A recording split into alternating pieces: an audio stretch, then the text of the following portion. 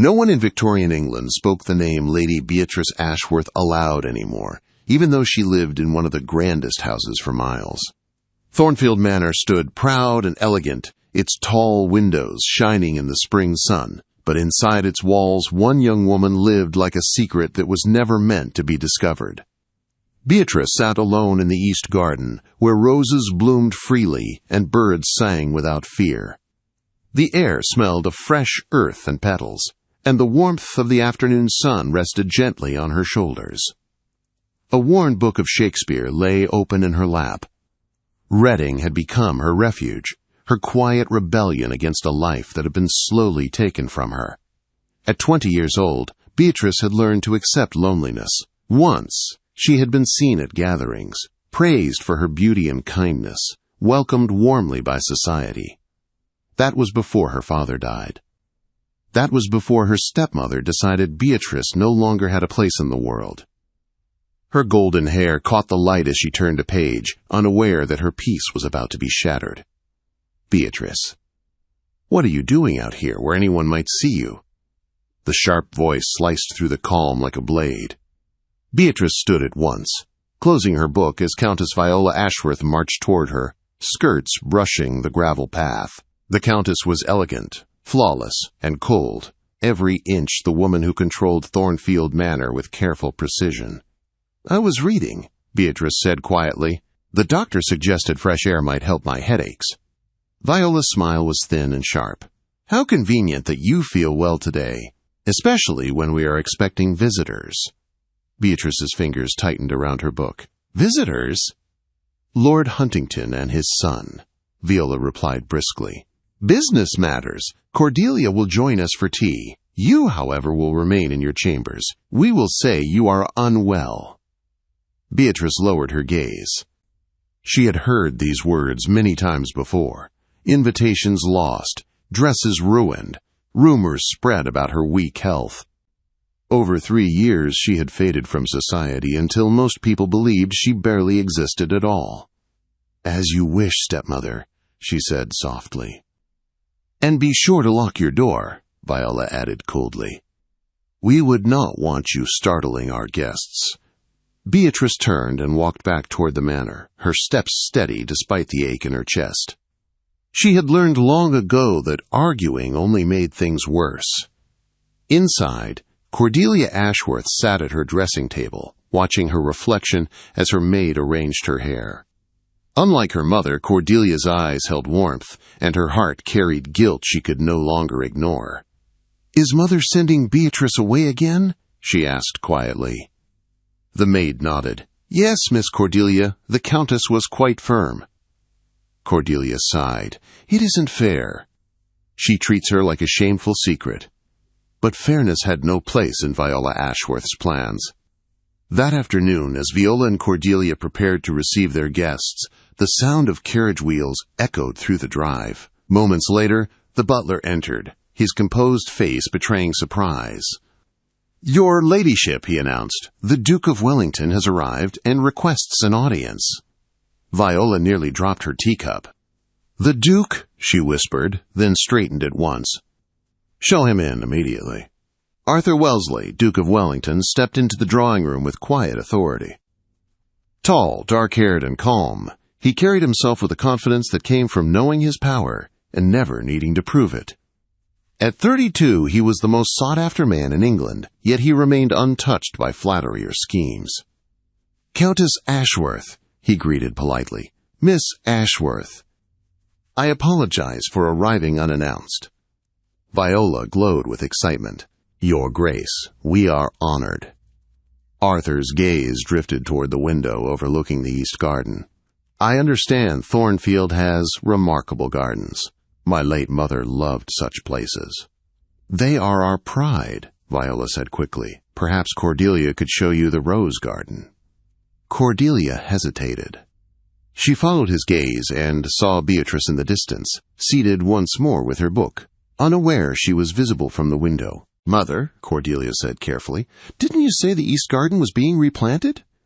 Before Viola could respond, the Duke spoke again. "Who is the young lady in the garden?" he asked calmly. "I do not believe we have been introduced." The silence that followed was heavy. "That is my sister," Cordelia said gently. "Lady Beatrice Ashworth." "My stepdaughter," Viola corrected sharply. "She is rarely seen due to her delicate health." Arthur's eyes narrowed slightly. "She appears quite well. Reading Shakespeare in the sun hardly suggests illness." Viola forced a laugh. "She has good days and bad." "Then I should like to meet her while she is well," the Duke said, rising to his feet. "It would be improper to visit Thornfield and not meet all of its family." Viola's control slipped for just a moment, fear flashing behind her eyes, but she could not refuse a duke. Outside, Beatrice remained unaware as Arthur crossed the lawn toward her. The scent of roses carried on the breeze, lifting a strand of her hair as she read. When she looked up and saw him, she stood at once, startled. "Your Grace," she said, curtsying deeply. "The fault is mine," Arthur replied warmly. "I interrupted your reading." She glanced at her simple dress. "I fear I am not properly dressed to receive you." "I disagree," he said gently. "What are you reading?" "Sonnet 116, she replied. "Let me not to the marriage of true minds admit impediments." Arthur continued the verse without hesitation, his voice steady and rich. Beatrice looked at him in surprise. "A Cambridge education," he said with a faint smile. "May I join you?" They spoke easily, about books, gardens, and thoughts rarely shared aloud. Beatrice found herself laughing, something she had not done freely in years. Arthur listened with genuine interest, not polite tolerance. Inside the manor, Viola watched in silent fury. By the time Arthur escorted Beatrice back toward the terrace, he had already decided one thing. This woman was not weak. She was not invisible. And whatever secrets surrounded her, he intended to uncover them. The barriers that had hidden Beatrice from the world for years had begun to crack. And nothing at Thornfield Manor would ever be the same again. That night, Thornfield Manor did not sleep peacefully. Countess Viola paced her private sitting room long after the servants had withdrawn, her sharp heels striking the floor like warnings. 3 years of careful control had nearly unraveled in one afternoon. The Duke's calm gaze, his pointed questions, and worst of all, the way he had looked at Beatrice, lingered in her mind like a threat. She was not meant to be seen, Viola muttered to herself. Not yet. In the east wing, Beatrice lay awake, staring at the ceiling. Her heart still raced from the afternoon's events. The Duke's voice echoed in her thoughts, warm and steady, nothing like the dismissive tones she had grown used to. For the first time in years, someone had listened to her without pity or impatience. A soft knock broke the silence. "Beatrice?" Cordelia whispered as she slipped inside. "You should not be here," Beatrice said gently, though relief washed over her. "I know," Cordelia replied, closing the door. "But after today, I could not stay away." They sat together on the edge of the bed, the candlelight flickering between them.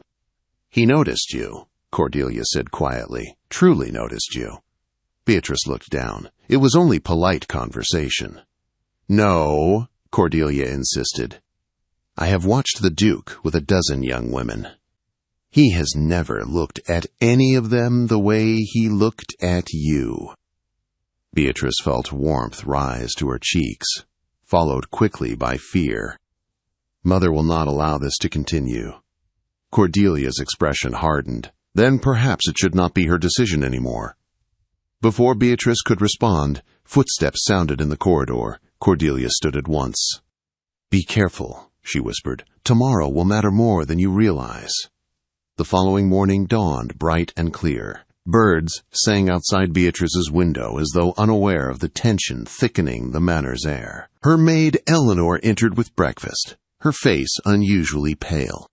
"My lady," Eleanor said softly, "the Countess has ordered the doctor to visit you today."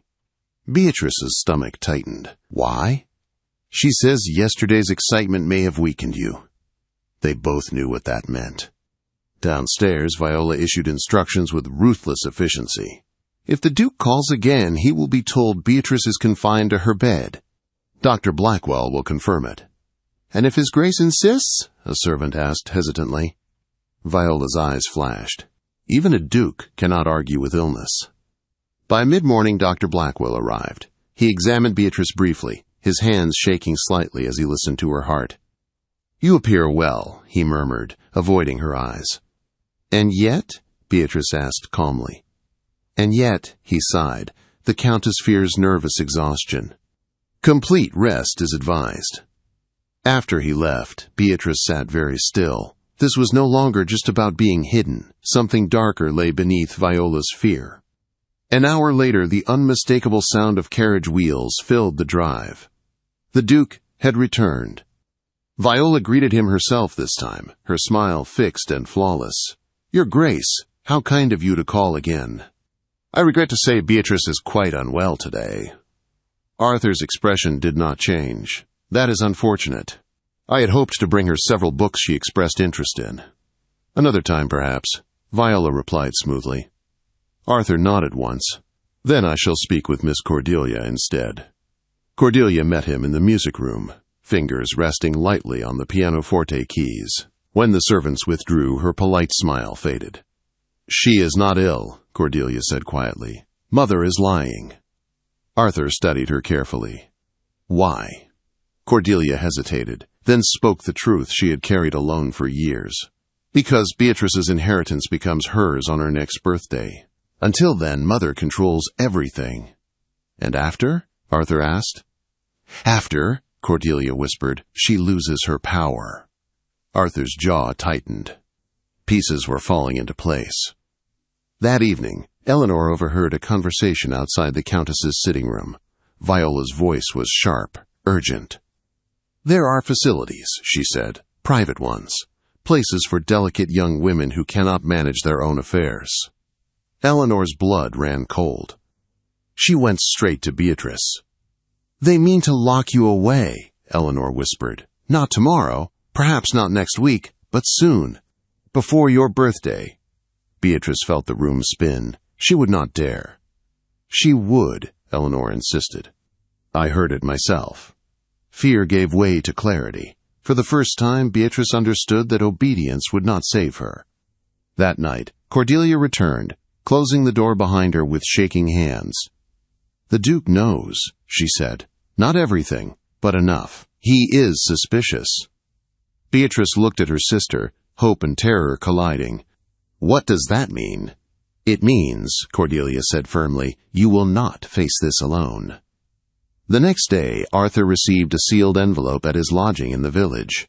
Inside were copies of financial records, discreetly obtained, and a short note from Cordelia. "She is in danger. Please help her." Arthur read the document slowly, his expression hardening with each line. By the time he reached the end, his decision was made. Back at Thornfield, Viola prepared her final move, unaware that her carefully built prison was about to collapse. Because the Duke of Wellington did not ignore injustice. And he did not abandon women who deserved better. By nightfall, escape was no longer a question of if. It was a matter of when. The night before everything changed, Thornfield Manor felt like a house holding its breath. Beatrice sat by her window, fully dressed, though it was past midnight. The moonlight spilled across the floor, pale and quiet, as if urging her forward. Her small travel bag rested at her feet. Inside were only the essentials, a few clothes, her mother's pearl hair comb, her father's ring, and the book of Shakespeare that had kept her company through so many lonely days. Eleanor slipped into the room without a sound. "It is time, my lady," she whispered. "The east gate is clear. The Duke's carriage waits beyond the trees." Beatrice's heart pounded. "Cordelia?" "She has done her part," Eleanor said. "The Countess believes you are asleep. Dr. Blackwell has been dismissed for the night." Beatrice stood. Her legs trembled, but her resolve did not. They moved through the servant corridors, shadows among shadows. Every creak of the floor sent fear racing through Beatrice's chest. At one point, voices echoed nearby, and they pressed into an alcove, barely breathing until the footsteps passed. When they reached the garden door, Eleanor paused. "My lady," she said softly, "your father would be proud of you." Tears filled Beatrice's eyes. She embraced Eleanor tightly, then slipped out into the cool night air. The carriage stood just beyond the hedges, unmarked and ready. Arthur stepped forward the moment he saw her. "You are safe now," he said quietly, helping her inside. As the horses moved, Thornfield Manor faded into the darkness behind them. By morning, Countess Viola discovered the truth. Beatrice's chambers were empty. Rage shook Viola to her core. Orders were shouted, servants were accused. But it was already too late. Word had reached London, and worse, official papers followed soon after. Arthur had acted swiftly. Within days, Viola's guardianship was revoked. Financial records were exposed. The court saw the truth clearly. A young woman deliberately hidden, declared ill to maintain control over her inheritance. Cordelia was sent to stay with family friends for her own protection. Beatrice, meanwhile, found herself in London, sheltered in the home of Arthur's aunt, surrounded by calm, kindness, and safety for the first time in years. Arthur visited daily, not as a rescuer, not as a duke issuing commands, but as a man deeply concerned for her heart. "You do not owe me anything," he told her one afternoon as they walked in the garden. "I did this because it was right." "I know," Beatrice replied. "But I am grateful beyond words." As the weeks passed, the fear slowly loosened its grip. Beatrice smiled more easily. She spoke without hesitation. She laughed. And Arthur watched her bloom. On the morning of her 21st birthday, sunlight streamed through the windows. The day belonged to her now.